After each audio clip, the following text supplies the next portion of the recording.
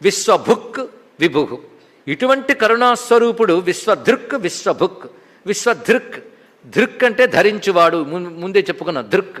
ఎలా ధరిస్తున్నాడు? దృష్ ప్రాగల్భ్య అనే ధాతువు ప్రకారంగా గొప్పగా విశ్వాన్ని స్థాపిస్తున్నాడు. ఏది ఎక్కడ ఎప్పుడు ఎలా ఉండాలో స్థాపన చేసి ఏమిస్తున్నాడు? విశ్వభుక్.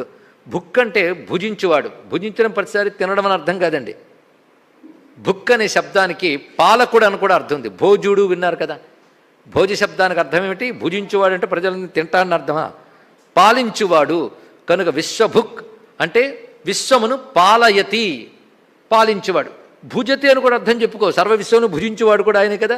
విశ్వధృక్ విశ్వభుక్ అని చెప్పడంలో విశ్వధృక్ అంటే సృష్టి స్థితి కారకుడు, విశ్వభుక్ అంటే లయకారకుడు అని కూడా అర్థం చెప్పుకోవచ్చు. కనుక విశ్వధృక్ విశ్వభుక్ విభు. తర్వాత నా మాట ప్రభు విభు అని రెండు శబ్దములు ఉన్నాయి. విభు అంటే వివిధాహ భవతి, అనేక విధములుగా అగువాడు అని అర్థం. ఇక్కడ విభు శబ్దానికి అర్థం బహువిధములుగా భాషించువాడు విభు. అందుకే ఏకో విభూరతిథిర్జనానాం, ఏక ఒకడే, విభు విశేష విధములుగా ఉంటున్నాడు, వివిధ విధాలుగా ఉంటున్నాడు. అందుకే మంత్రవర్ణంలో వేదంలో నిత్యం విభుం అని స్వామిని స్తుతిస్తున్నారు.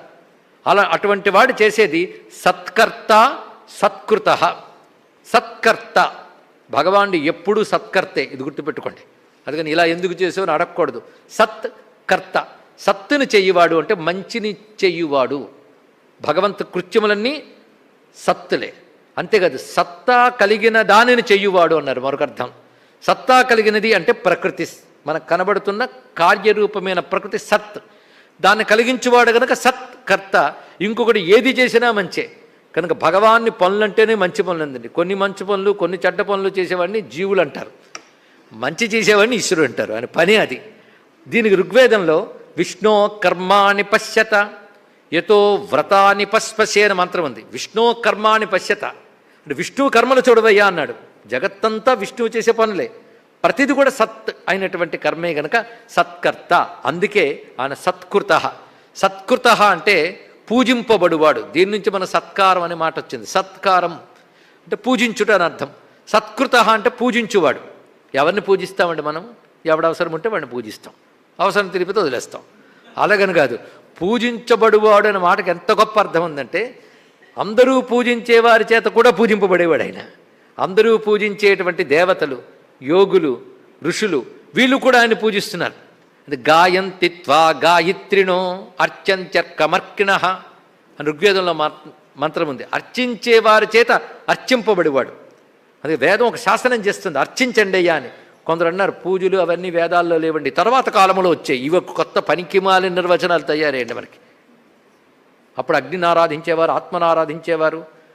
ఆ కాలంలో పూజలు లేవు, నామాలు లేవు. నీకు ఎవరు చెప్పారు? వేదాల్లో మంత్రాలు ఉన్నాయి.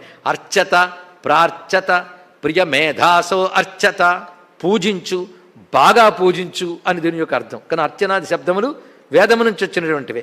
అంతేకాదు భగవంతుణ్ణి ఏదో అందరూ చెప్పారు కనుక నమస్కారం చేస్తాం, కానీ భగవంతుని అనుభూతికి వస్తే నమస్కరించకుండా ఉండలేముట. ఏమి అద్భుతమైన మాట అండి.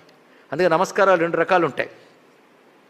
తెలియకముందు ఒక నమస్కారం, తెలియకముందు ఉన్న నమస్కారంలో భయం ఒకటి ఉంటుంది, గొప్పవాడు కదా అని ఒక భావం ఉంటుంది. మూడవది గొప్ప భావం, గొప్పవాడు కదా అని నమస్కరించడం కనిపిస్తుంటుంది. కానీ తెలిసిన తర్వాత నమస్కరించకుండా ఉండలేముట. గొప్పవాడు అనుకుని నమస్కరించడం వేరు, గొప్పతో అనుభవానికి వచ్చి నమస్కరించడం వేరు. అందుకే రుద్రంలో రెండు రకాల మంత్రాలు ఉంటాయి. ఉభయతో నమస్కారం, అన్యతో నమస్కారం అని. ఇక్కడ అంటే మంత్రానికి రెండు వైపులో ఉన్న నమస్కారములు, ముందు భగవచ్చక్తి ప్రపంచంలో విశేషంగా ఉందని తెలుసుకుని భయంతో నమస్కారం చేసినప్పుడు రెండు బార్లు వస్తుంది నమః నమః నమః అని. తెలిసిన తర్వాత ఒకవైపే నమస్కారం ఉంటుంది, ప్రసన్నతతో నమస్కారం. నమః సోమాయ చ రుద్రాయ చ నమః శంకరాయ చ మయస్కరాయ చ, ఒకవైపే నమస్కారం కనబడుతుంటుంది. అక్కడికి వచ్చేలో ప్రసన్నతగా నమస్కారం చేస్తున్నాం.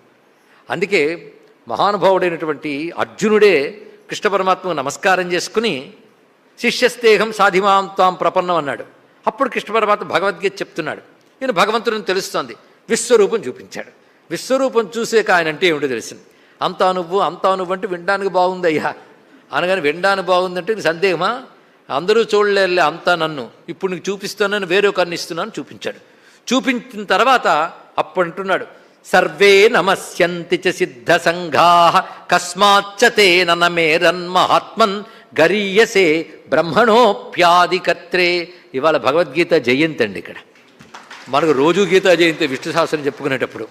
అలాంటిది ఈ రోజున ఎన్ని మార్లు భగవద్గీత స్మరణ వస్తున్నది. అసలు భగవద్గీత స్మరణ రాకుండా ఈ జీవుడు నోట మాట రాదు. భగవద్గీత లేకపోతే మాట్లాడడానికి హక్కు లేదు మనకి. అటువంటి గీతాశాస్త్రం ఇచ్చిన గీతాచార్యునికి ప్రణమిల్లుతూ సర్వే నమస్యంతి చ సిద్ధ సంఘాః, సర్వసిద్ధ సంఘములు నీకు నమస్కరిస్తున్నాయ్యా అన్నాడు ఎవడు? అర్జునుడు. అంటే కనబడుతోంది ఆయనకి మొత్తం విశ్వరూపంలో అందరూ నమస్కరించడం కనబడుతోంది. పైగా నమస్పురస్తాద్ పుష్టతస్తాత్, నీకు ముందుకు నమస్కారం, వెనకో నమస్కారం, నీ ప్రక్కలకు నమస్కారం అంటున్నాడు. అసలు నిన్ను నమస్కరించకుండా ఎవడు ఉండగలడయ్యా అన్నాడు తర్వాత మాట. కస్మాచ్చతే ననమేరన్ మహాత్మన్, నిన్ను నమస్కరించకుండా ఎవడం లేడు. గరీయసే బ్రహ్మణోప్యాదికర్త్రే, సృష్టికి ఆది బ్రహ్మదేవుడు అంటారు. ఆయనకు కూడా కర్తవైన నిన్ను బ్రహ్మాది దేవతలే నమస్కరిస్తారే, ఎవరు నమస్కరించకుండా ఉండగలరయ్యా? తెలిసినవాడు నమస్కరించకుండా ఉండలేడు. అందుకే నీ గురించి తెలిసాక నమస్కరిస్తున్నాను. అందుకే సత్కృత అనే మాట, అందరి చేత సత్కరింపబడేవాడు. సాధు